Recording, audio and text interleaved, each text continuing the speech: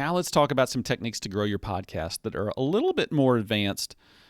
Not super complicated, not hard, but maybe a little bit more advanced. This may not be where you want to start your efforts to grow your podcast, but these are great things to layer in over time as you get your feet underneath you, as you get really competent and confident podcasting. These are great ways to kind of reach more listeners, potential listeners. Okay, so let's walk through these. Number one would be video. Number two would be influencers. And number three would be guest podcasting. Let's walk through those one by one. All right, so video is a fantastic way to grow a podcast because not everyone is in the right spot to listen to a podcast. Some people want to be able to see what they're dealing with and what they're taking in, and other people just, that's their primary method of consuming content. They're not going to put their earbuds in and listen to a podcast, but they will watch a video. They'll watch 40 videos a day, but just don't listen to podcasts for some reason. And you still want to reach people that might, be a good fit for what you're putting out there. All right, so there's a couple different ways to add video to what you're doing. Number one would be simply set up a camera, like your phone, or if you have a webcam or video camera, just simply set up a camera when you start your podcast, click record, do your thing, record your podcast, and then when you're done, click stop, take that video and post it to YouTube or to Facebook or someplace like that. So you are recording what you do, and then after the fact, you're uploading it to a place like YouTube or Facebook where people can consume it after the fact.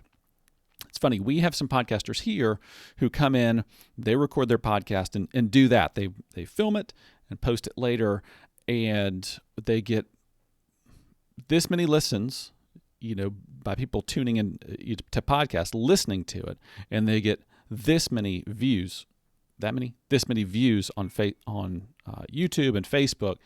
For whatever reason, these people have audiences that prefer to watch.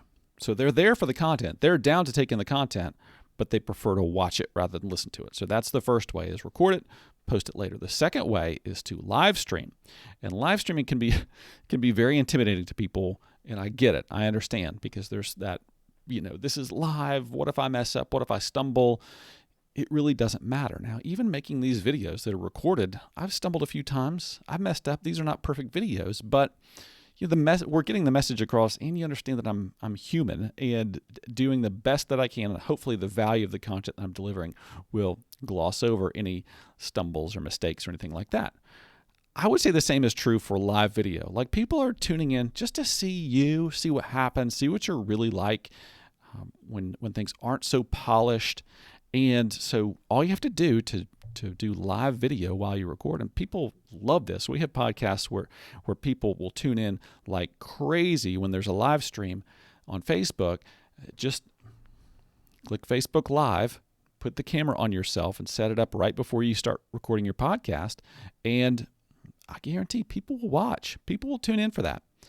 If you want to take it to another level, you can keep that phone close by while you're live streaming, and you can check for comments, you can check for questions, and that way you can incorporate those people into your show, and they're much more likely to come back and listen to that episode that you've recorded when they know that they've participated in that show in some way. So that's live streaming. So we've talked about recording and then posting after the fact, and we've talked about live streaming. The great thing about live streaming is there's really nothing that you have to do after the fact. Once you click stop on the live recording, you can, I think, click one or two other little places on the Facebook screen, and it'll post it to your page, and you don't have to mess with it again. Now, you can go in and edit the title and dress it up a little bit, but you're not having to download something and then upload it somewhere else and set up titles and all that stuff, and tags and categories and all that stuff. So live streaming is a low maintenance way to do video. Okay. The third way to incorporate video would be to record what you do, record your podcast like the first way, and then take clips of that, take little excerpts of that, and post those to social media to kind of generate interest or generate buzz, generate some excitement or anticipation for the episode. So you're giving people a little preview of what's going to happen in the episode. So that's the third way, little clips that you can use as previews to build interest or excitement. And then the fourth way would be to create what's called an audiogram. So an audiogram doesn't have, it's a static background, which just means it's the background stays the same all the time, and usually it's a graphic. You could put the logo for your podcast. You could put your picture up there, and what an audiogram is over that picture, it will have the audio of your podcast playing. So if somebody goes to Instagram and pulls up that audiogram, they'll see a picture, and then they'll hear your podcast playing. And usually there's like a waveform running in front of it, so you can see as people get louder, they it spikes up.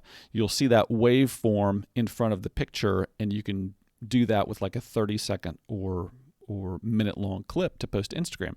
You can actually, using the Headliner app, you can do an audiogram for the whole episode, and some people choose to consume that way. So that's an audiogram. So now you have 4 ways that you can use video to find new listeners and deliver your content to listeners in ways that may be more preferable to them. So that's record it and post it after the fact, live stream it, post an excerpt, or post an audiogram. Some people do all 4. Some people just choose one that they're comfortable with. I personally really like live streaming. It's a lot of fun to me.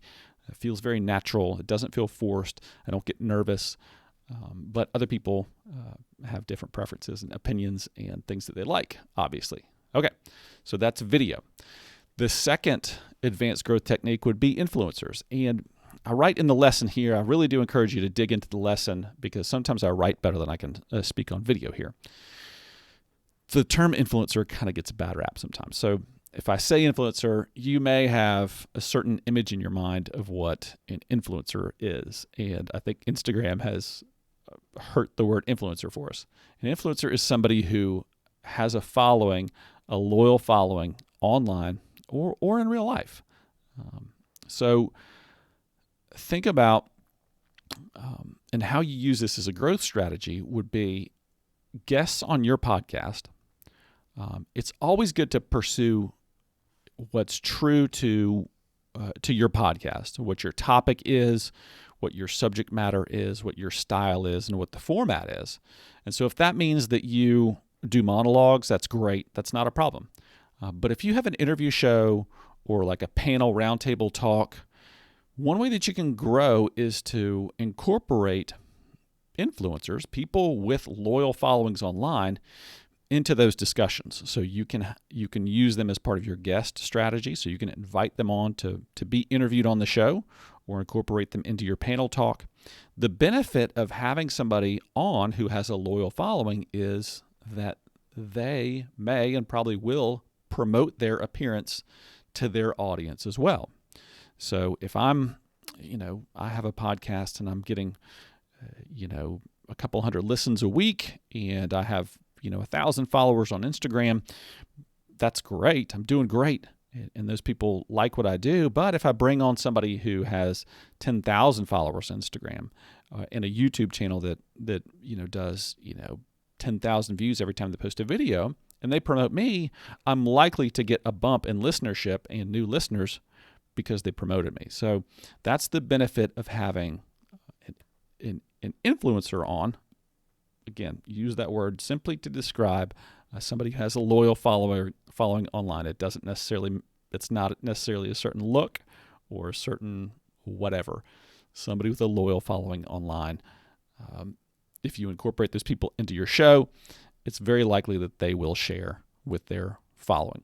Okay, the last one is guest podcasting, and I really want you to read about guest podcasting in the lesson here, because I actually have the thought process behind it, how you approach it well, and a template for pitching people to be a guest on their podcast. Guest podcasting is simply you appear as a guest on someone else's podcast. I've done this before.